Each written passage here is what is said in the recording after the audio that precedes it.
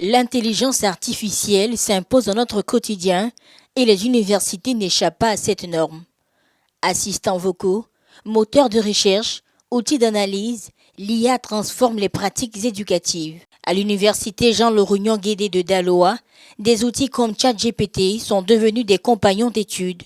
Recherche, révision, rédaction, l'IA séduit par sa rapidité, mais interroge sur ses effets sur l'autonomie intellectuelle.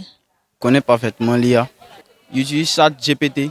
Quand il y a des examens, quand je fais des recherches aussi, franchement, ça me facilite les trucs. C'est vrai, on bosse le coup.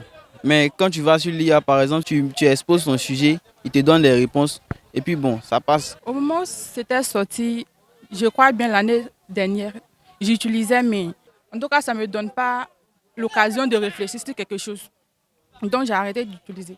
D'abord, quand on donne un exercice comme ça avant, je ne cherche même pas à comprendre l'exercice. En même temps, je vais sur l'application pour donner les réponses. Pour prévenir les dérives, l'université a mis en place des dispositifs de contrôle, notamment un système anti-plagiat, afin de préserver l'intégrité académique.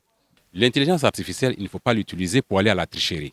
Parce qu'en réalité, quelle que soit la situation dans laquelle vous vous trouvez, quelque chose a été déjà fait ailleurs. Mais ce quelque chose-là, il faut l'utiliser comme une base sur laquelle vous partez pour améliorer votre réflexion et proposer quelque chose d'innovant. L'intelligence artificielle également, même si elle va fouiner partout pour sortir des informations, il existe également des possibilités pour détecter tout ce qui vient de l'intelligence artificielle, d'identifier tout ce qui est occasion de tricher, tout ce qui est plagiat. Il est important qu'au niveau de l'université, nous ayons, à notre niveau, un code d'éthique et de réglementation au niveau de l'intelligence artificielle. Comment les étudiants, les enseignants et autres doivent utiliser l'intelligence artificielle pour que nous puissions vraiment faire face aux effets, je dirais, négatifs en fait de l'utilisation de l'intelligence artificielle. L'IA, c'est un peu comme lorsqu'il y a eu l'avènement de l'informatique. Tout le monde était réfractaire à l'informatique. Aujourd'hui, c'est l'IA. Il faut mettre en place une réglementation de l'IA. On peut dire par exemple que par rapport à l'usage de l'IA, on veut que vous utilisez 5% d'IA dans tout ce que vous faites en termes d'exposé, en termes de devoirs, etc. Plutôt que de freiner l'essor de l'IA, l'université Jean-Laurent-Guédé choisit de l'apprivoiser.